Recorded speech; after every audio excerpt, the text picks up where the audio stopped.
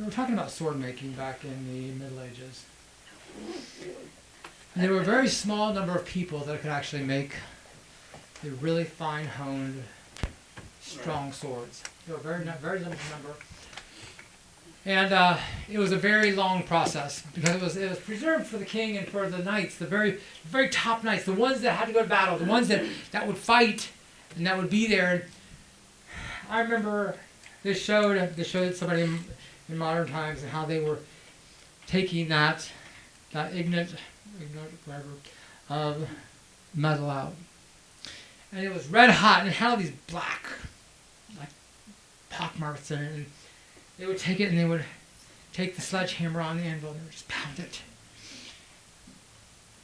And the black pieces would just fall to the ground. They would pound it again. They would fold it. They pound it again and you'd be like, certainly it's good, it's good. I don't see anything else. And they would put it back in the fire. Shove it back in the fire again. And they'd pull it out and there'd be more of that impurity. And then just start banging it again. And fold it again. And just start banging it again. And just when you thought it was perfect, they would shove it in the fire again. God was kind of talking to me a little about that. You know, God puts us on the anvil. And he pounds out the impurities. Puts it on there. And we're like, oh God, I can't take any more. And he's like, you're going to take more because I got more for you. Because we're going to get these impurities out of you. But we look down and we see all these things that have fallen off. And they're personal. They give us texture. They become the very fabric of our personality. How can we let that we look down, pick them up, and we stick them back on? Because who am I if I'm not the resident, person that has all these things? This is who I am. And we stick it back on. We stick it back on our leg. Or stick it back on our chest. We're like, and God's like, I already took care of that. And you're like, but God, this is who I am. You don't want to change who I am. And he's like, oh, I want to make you more like me. Someone said something once, and I'm going to tell you who it was, and you can judge whether it's worthy or not. It was RuPaul. It was who? RuPaul. He said, what you think of me is none of my business. That's true. What anybody thinks of me is none of my business. What God thinks of me is the only business that I have. It's the only thing that matters. And when I pick those things up, I'm defying him and I'm saying, God, well, I know better than you. I know that these things that I want to stick back on me, they're who I am. I've been like this for 51 years. I don't want to give them up now because, well, who would I be? He's like, could be like me. I see the revivals that are happening. And the one thing I've noticed is it's in the youth. The youth doesn't have baggage. Not like we do. Not as much. We have all this baggage and we have to carry it around and put it in little mason jars, label it, and put a little cute top on it and put it up and, we can bring them down every now and then and look at it and go, ooh, that's so cool. But here's the thing. God has got more. And the only way we can see the revival that's going to happen, the only way we can be part of it, is whenever we let those things go. What is it? Lift up your head. No need to mourn. We've got to stop looking down. We've got to look up. We've got to stop looking into the impurities that are falling off, and we've just got to let them go. You know what? Because the more we look at them, the more we look down, we're going to see all those things that we're losing. Oh, God, I can't. He's like, lift up your head. Because the refiner's fire is going to bring us to a place where we can be not just part of the revival. We can take the revival. But without that, if we hold on to those things and keep on looking down, it's just going to hold us back. We have to look up. So that's kind of my take on the refiner's fire today. It's kind of different than what I've ever thought of it before. I always thought, it's refiner's fire, and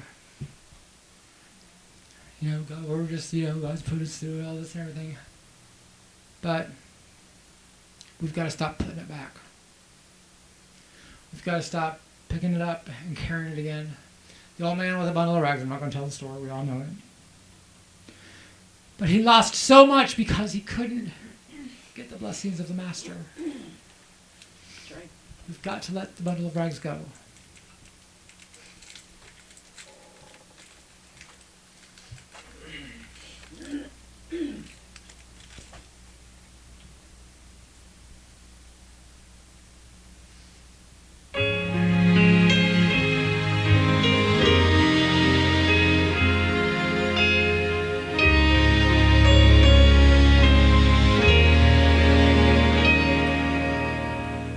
Burns a fire with sacred heat, white hot with holy flame, and all who dare pass through its place will not emerge the same.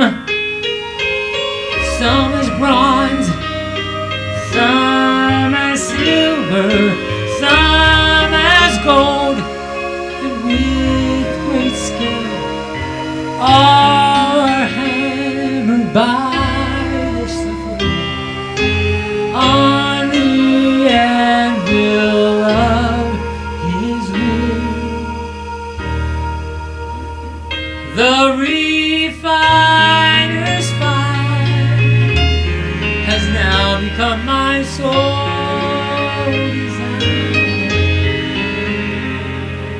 Purged and cleansed and purified, that the Lord be glorified. He is consuming my soul, refining me, making me whole. No matter what I'm able, I choose the refiners.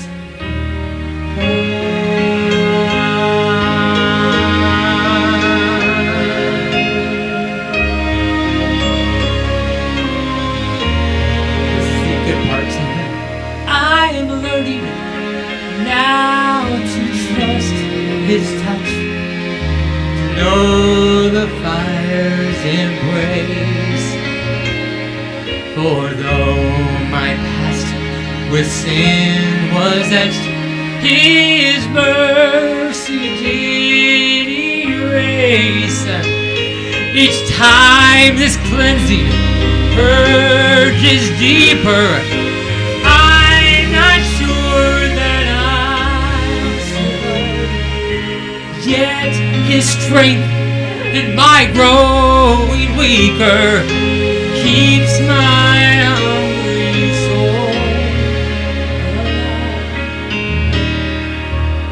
alive. The refiner's fire has now become my sole desire, purged and cleansed and purified, that the Lord be glorified.